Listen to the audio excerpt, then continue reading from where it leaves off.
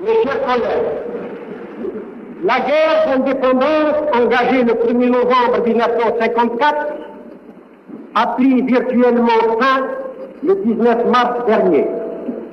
Durant 7 ans et demi, l'Algérie a vu aux prises le peuple algérien, armé de sa foi en sa juste cause, et l'armée française, dotée d'un armement ultramoderne, appuyée par les forces de l'OTAN. La foi a triomphé de la puissance matérielle. Rendons grâce à Dieu et saluons notre victoire comme la victoire d'un peuple héroïque sur les forces du mal, c'est-à-dire du colonialisme. Mais durant ces années terribles, que de souffrance, que de sang, que de ruines. Ces années s'inscrivent comme les pages les plus sombres de notre histoire. Je ne crois pas qu'il y ait à travers le vaste monde un seul peuple colonisé qui ait payé d'un prix aussi élevé la liberté.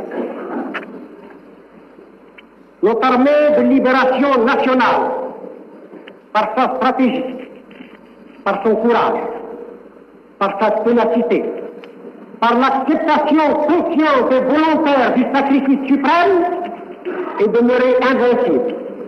Elle a droit à notre respect, à notre affection, à notre reconnaissance. Mais cet héroïsme serait sans doute resté vain si le peuple ne s'était associé corps et âme à ce combat et s'il n'avait lui aussi accepté de mourir pour que vive l'Algérie. Toutes ces femmes et tous ces hommes tombés pour avoir donné refuge à des maquisards, pour les avoir ravitaillés, pour avoir collecté des fonds pour la révolution, pour avoir proclamé face aux tanks et aux mitrailleuses des colonisateurs leur foi en l'indépendance de leur pays, tous ont droit à notre profonde gratitude.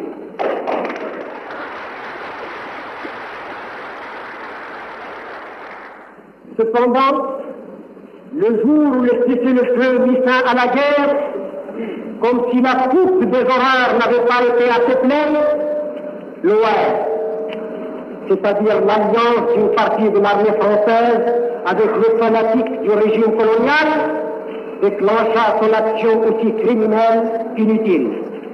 Le peuple algérien, respectueux des accords d'Évian, déjouant la provocation, et paya une fois de plus un lourd tribut à cette entreprise de malfaiteurs qui, à défaut d'une victoire devenue impossible, tenait à nous donner une image apocalyptique d'un colonialisme qui se savait vaincu. Toutes ces victimes ont des droits sur nous. Nous devons nous souvenir de leur combat héroïque et honorer leur mémoire. Pour ce faire, il nous faut rapidement édifier l'Algérie nouvelle sur des bases saines, celles de l'égalité et de la justice sociale. L'indépendance dans le chômage et la misère des masses populaires est une escroquerie que nul d'entre nous, si haut placé soit-il, ne devra ni commettre ni accepter. Mes chers collègues, pour que naisse cette Algérie nouvelle et fraternelle, orientée vers la profonde transformation dans le sens du progrès, de la vie des masses déshéritées, la première condition est de nous donner un gouvernement fort et stable, disposant de l'appui de notre Assemblée et ayant l'alliance de notre peuple. Ainsi, son autorité ne saurait être mise en cause. Sans un sens aigu de l'intérêt général, il n'est pas possible de gouverner, c'est-à-dire de prévoir. Nous devons tous être pénétrés de certains principes élémentaires si nous voulons bâtir un État solide et sérieux. Un État algérien, disparu depuis 132 ans, ne peut être restauré et prendre sa place dans le concert des nations que s'il est l'œuvre de tous. Toute attitude partisane, tout retour aux coteries, au travail fractionnel, à l'esprit régionaliste, constitue en même temps qu'un crime, un frein à cette restauration.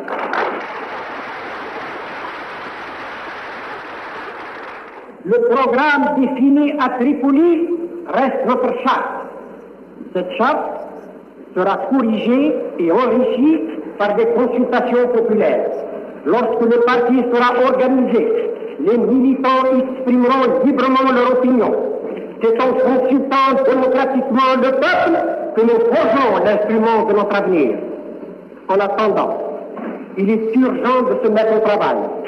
Tout retard à l'exécution de notre charte serait contraire aux intérêts des masses laborieuses et à l'édification d'une démocratie réelle.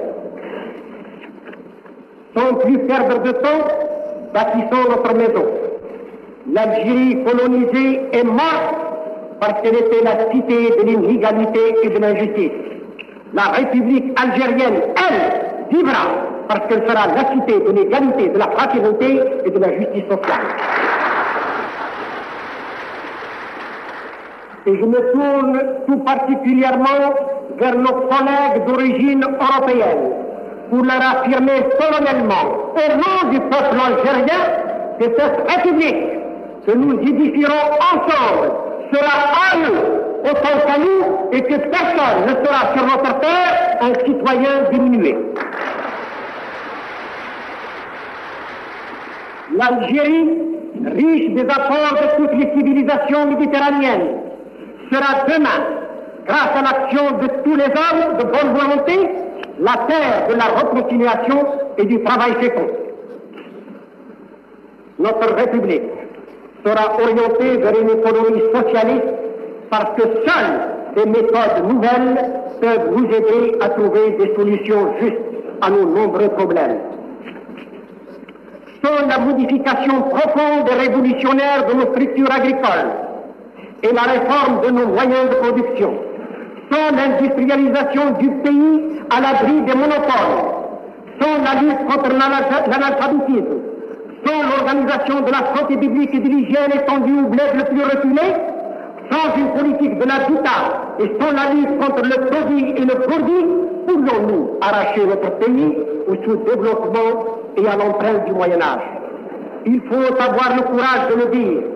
Quand certains pays d'Europe, riches et prospères, n'arrivent pas à régler certains problèmes vitaux, n'est-ce pas la preuve que les méthodes strictement capitalistes ne suffisent plus pour solutionner les grands problèmes et qu'il nous faut regarder ailleurs pour découvrir des remèdes valables à des maux très anciens.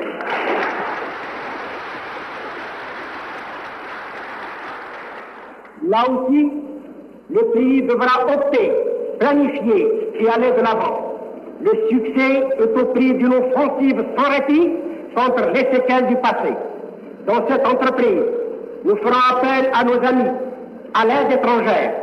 Mais n'oublions pas que dans ce domaine, rien ne peut remplacer notre discipline et notre labeur. Le travail demeure l'investissement le plus sûr de l'homme. Nous devons avant tout compter sur nos initiatives, nos efforts, c'est-à-dire sur nous-mêmes.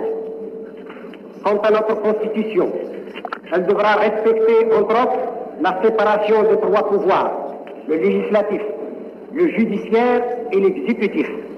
Le pouvoir civil devra s'exercer sans partage à tous les échelons. Mes chers collègues, tous les soins que nous pourrions apporter à l'édification de notre État ne suffiront pas à assurer sa prospérité et sa sécurité. Aucun peuple n'est désormais seul. Le monde devient un et les relations de bon voisinage ainsi que les relations internationales entrent pour beaucoup dans l'équilibre interne de chaque pays. Dans ce domaine, notre première tâche est de repenser nos rapports avec la France. Notre indépendance acquise, rien désormais ne nous oppose au peuple français. Nos liens d'amitié pourront se consolider. Les accords d'Évian et l'assistance technique d'une part, la présence de centaines de milliers d'Algériens en France et celle des Français en Algérie d'autre part, créent les meilleures conditions d'une coopération loyale et fructueuse. L'industrialisation de l'Algérie et l'économie socialiste que nous voulons instaurer ne gêneront en rien nos échanges commerciaux. Plus le peuple algérien sortira de l'économie traditionnelle, plus il élèvera son niveau de vie Plus il produira, plus il consommera et deviendra ainsi accessible à la production mondiale. Sans cesser d'appartenir au monde musulman et d'être partie intégrante du monde arabe, l'Algérie, consciente des nécessités économiques, l'Algérie, consciente des nécessités économiques et de l'intérêt des masses populaires, saura coordonner son activité avec celle de tous les peuples voisins.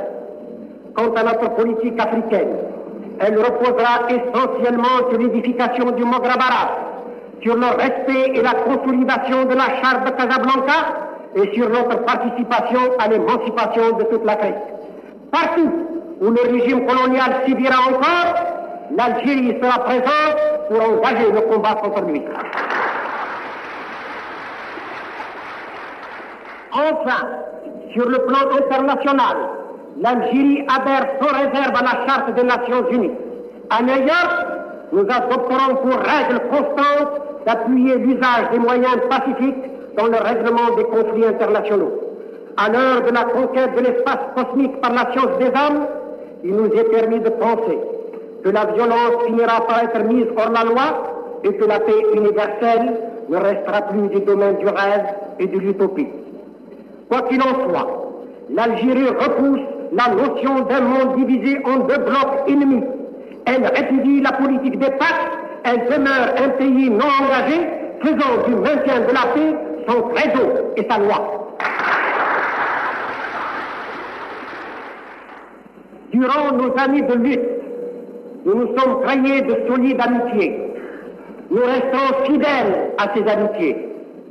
Mais les États qui furent hostiles à notre indépendance ne sont plus nos ennemis. Avec les premiers, comme avec les seconds, nous ferons en sorte que nos relations économiques et politiques soient amicales et fructueuses. Un monde nouveau est en train de naître.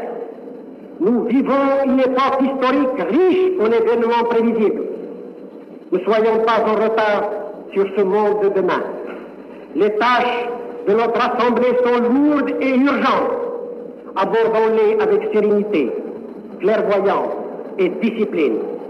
De nos premiers pas dans l'exercice de la souveraineté nationale et du pouvoir dépend notre réussite. Je sais que l'Algérie est encore pauvre en cadre. Le régime colonial n'a pas fourni des élites parmi nous. Nos difficultés sont immenses. Avec beaucoup de détermination, beaucoup de confiance professionnelle, nous sommes sûrs de pouvoir les surmonter.